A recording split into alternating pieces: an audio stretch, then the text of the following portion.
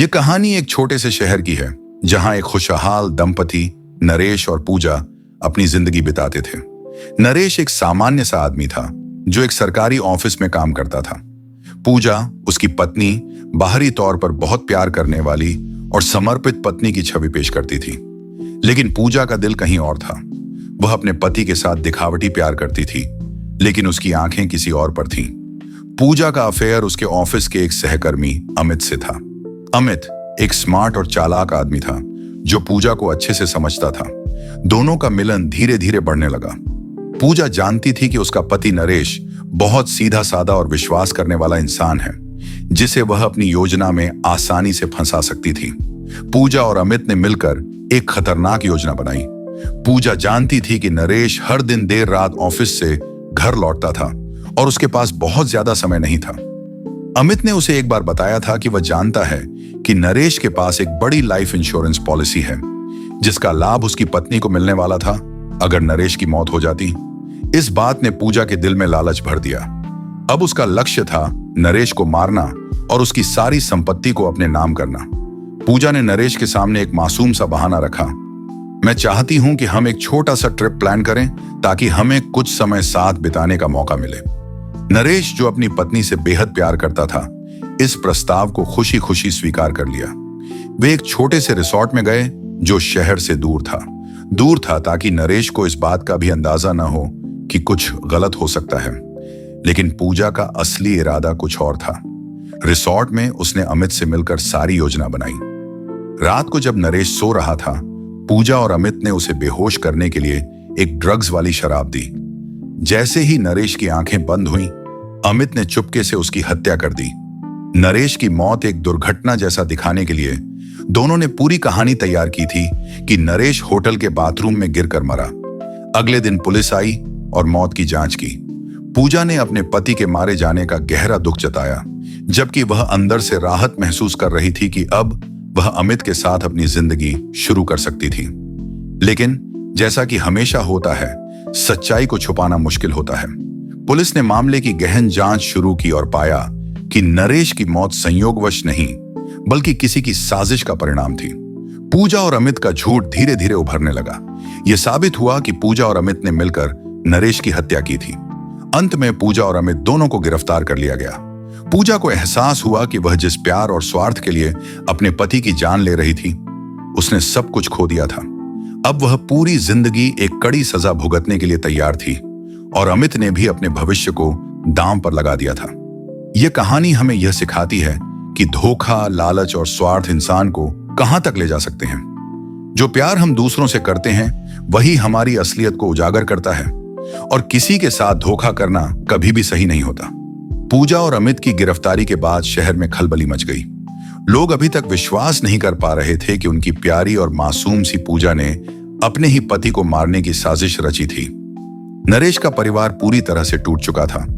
उनकी मां और बहनें अभी तक अपनी आंखों से यह यकीन नहीं कर पा रही थीं कि उनका बेटा, भाई इतना अचानक चला गया। नरेश की मां तो कभी भी अपनी बहू को स्वीकार नहीं कर पाई थी, लेकिन उसने कभी यह नहीं सोचा था कि पूजा इतनी निष्ठुर हो सकती है। पूजा और अमित की गिरफ्तारी के बाद पुलिस ने सख्त पूछताछ की। पूजा ने पहले तो पूरी तरह से मना किया और कहा कि उसे कोई बात याद नहीं। लेकिन जब पुलिस ने अमित को तिहाड़ जेल में भेज दिया और पूजा को अलग से रखा, तो उसके मन का डर बाहर आ गया। पूजा को एहसास हुआ कि अब वह जितना भी झूठ बोलेगी, पुलिस उसके हर कदम को पकड़ने में सफल रहेगी। धीरे धीरे उसके मन का घमंड टूटने लगा। उसे यह समझ में आ गया कि उसने नरेश को सिर्फ पैसों और स्वार्थ के लिए नहीं, बल्कि अपने अंदर के गहरे अवसाद और असंतोष को छिपाने के लिए भी मारा था। नरेश उस पर बहुत विश्वास करता था और उसने हमेशा पूजा को अपना सबसे बड़ा साथी समझा था। लेकिन अब वह अपने किए पर पछता रही थी। हालांकि यह पछतावा सिर्फ अपने भविष्य के डर से था। अमित के बारे में भी पुलिस ने कई अहम खुलासे किए। अमित ने बताया कि वह पूजा के साथ मिलकर नरेश की हत्या के बाद उसकी लाइफ इंश्योरेंस पॉलिसी का पैसा बांटने के लिए तैयार था। अमित ने माना कि वह पूजा से सच्चे प्यार में था और उसका सपना था कि वह दोनों मिलकर एक नई जिंदगी शुरू करेंगे। लेकिन अब वह समझ चुका था कि वह पूजा के लिए सिर्फ एक खेल था। जैसे जैसे मामले की तहकीकात आगे बढ़ी, पूजा की सच्चाई सबके सामने आ गई। अदालत में जब उसका मुकदमा चला तो पूजा ने सारी बात स्वीकार की। उसने बताया कि उसका दिल कभी भी नरेश के लिए नहीं धड़कता था। प्यार और दयालुता सिर्फ एक नकली दिखावा था और वह अपनी जिंदगी को सिर्फ अमित के साथ जीने की योजना बना चुकी थी।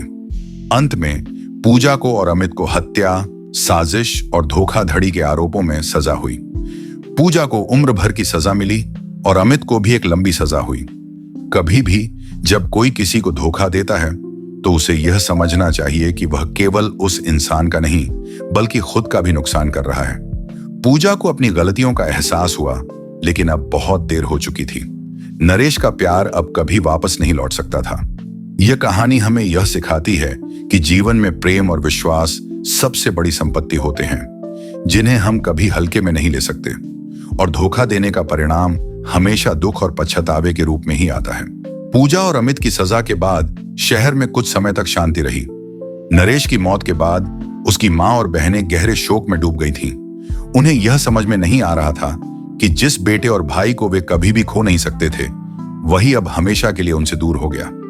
नरेश का परिवार अदालत में हर सुनवाई के दौरान न्याय की उम्मीद करता था, लेकिन उनकी जिंदगी कभी भी पहले जैसी नहीं रह पाई।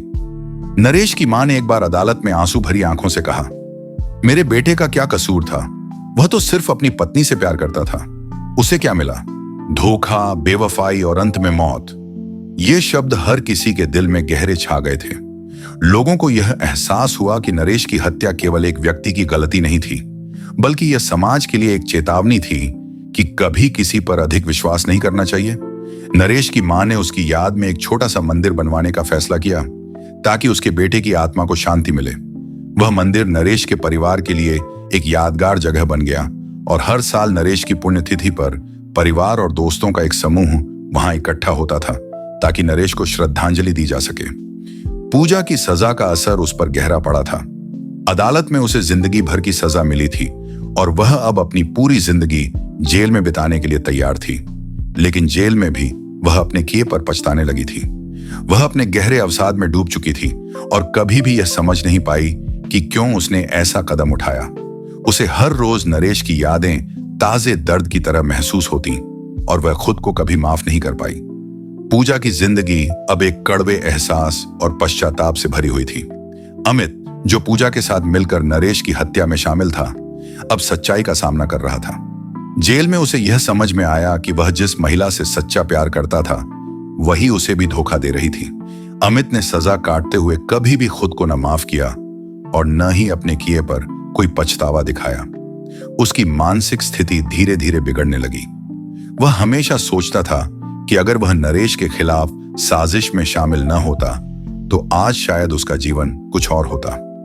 समय के साथ नरेश की मां और बहनें भी थोड़ी देर के लिए अपने गम को सहने के बाद किसी तरह अपने जीवन को आगे बढ़ाने की कोशिश कर रही थीं। उनके लिए नरेश की यादों में ही उसकी आत्मा की शांति थी। वे जानती थीं कि नरेश अब उनके बीच नहीं था, लेकिन उसकी यादें हमेशा उनके दिलों में जिंदा रहेंगी। पूजा और अमित की सजा ने शहर को एक गहरा संदेश दिया कि विश्वास और प्यार की कीमत बहुत बड़ी होती है। एक छोटे से धोखे ने न केवल एक आदमी की जान ले ली, बल्कि बहुत सारे परिवारों को तबाह कर दिया। इस कहानी ने यह सिखाया कि जीवन में कोई भी कदम उठाने से पहले हमें उसके परिणामों पर गहराई से विचार करना चाहिए, क्योंकि कभी कभी एक गलत निर्णय पूरे जीवन को प्रभावित कर सकता है। यह कहानी अंततः एक चेतावनी बनकर उभरी कि धोखा देने वाले को हमेशा अपने कर्मों का परिणाम भुगतना पड़ता है। कोई भी घिनौनी योजना कभी छुपी नहीं रहती और किसी की जिंदगी की कीमत उस धोखे से कभी नहीं चुकाई जा सकती। वक्त का पहिया अपनी गति से चलता रहा, लेकिन नरेश की मौत ने सभी के जीवन को हिला दिया था। पूजा और अमित की सजा के बाद उनके परिवारों और शहरवासियों के लिए यह एक कठिन घड़ी रही। नरेश की मां और बहनें हर दिन अपने बेटे और भाई की यादों में खोई रहती थीं, लेकिन उनकी उम्मीद धीरे धीरे खत्म हो रही थी। नरेश की मां, जो हमेशा अपने बेटे की मासूमियत और अच्छाई के बारे में बात करती थी, अब खामोश हो गई थी। वह सोचती थी, क्या इस दुनिया में सच्चा प्यार और विश्वास किसी को कभी नहीं मिलता? पूजा और अमित की सजा का समय बढ़ता गया, लेकिन दोनों ने कभी भी अपनी गलती को पूरी तरह से स्वीकार नहीं किया। पूजा, जो अब जेल में अपनी सजा काट रही थी, अक्सर खुद से सवाल करती थी, अगर मैंने नरेश के साथ सचमुच प्यार किया होता तो क्या मैं ऐसा कर सकती थी? वह इस सवाल का उत्तर कभी नहीं पा पाई। उसका जीवन अब बेरंग और बिना उद्देश्य का हो चुका था। एक समय था जब वह अपनी खूबसूरत दुनिया में खुश थी, लेकिन आज वह केवल अपराधबोध और पश्चाताप से भरी हुई थी। अमित ने कभी भी अपनी सजा का असर महसूस नहीं किया था, क्योंकि वह हमेशा अपनी गलतियों को छुपाने में माहिर था। लेकिन जेल में समय बिताते हुए वह धीरे धीरे टूटने लगा। उसे एहसास हुआ कि वह जिसे प्यार करता था वही उसे इस्तेमाल कर चुकी थी। पूजा ने कभी भी उसे सच्चे प्यार की तरह नहीं समझा, बल्कि उसे सिर्फ एक सहारा माना था, ताकि वह अपने जीवन में आसानी से सब कुछ पा सके। अमित के लिए यह एक बहुत बड़ी झटका था, और वह अब अपने किए पर पछताने के बजाय अपनी मानसिक स्थिति के बारे में सोचने लगा। एक दिन जेल के अंदर अमित ने अपनी सजा के बारे में सोचते हुए एक पत्र लिखा। उसने लिखा, मैंने अपने जीवन में जो कुछ भी किया वह कभी भी सही नहीं था। मैंने नरेश की हत्या में उसकी पत्नी का साथ दिया और उसका जीवन खत्म कर दिया। लेकिन आज मुझे यह एहसास हो रहा है कि असल में मेरी भी हत्या हो चुकी है, क्योंकि मैं अब अपने अंदर उस आदमी को पहचानता नहीं हूं जो कभी सच्चा और ईमानदार था। पूजा और अमित की सजा के बाद शहर में इस मामले का असर अब तक था। लोग हमेशा यह याद रखते थे कि किसी पर भरोसा करने से पहले हमें उसकी सच्चाई को समझना चाहिए। नरेश की मां अब भी अपने बेटे की यादों को संजोते हुए हर दिन मंदिर जाती थी। वह जानती थी कि नरेश अब वापस नहीं आएगा, लेकिन उसकी आत्मा को शांति मिल सके, इसके लिए उसने अपने दिल से प्रार्थनाएं जारी रखी। कुछ सालों बाद शहर में एक और घटना घटी जो इस कहानी की पूरी कड़ी को और मजबूत कर गई। नरेश के पुराने दोस्तों और सहकर्मियों ने एक संगठित प्रयास किया और नरेश की आत्मा की शांति के लिए एक बड़े धार्मिक आयोजन का आयोजन किया। इस आयोजन में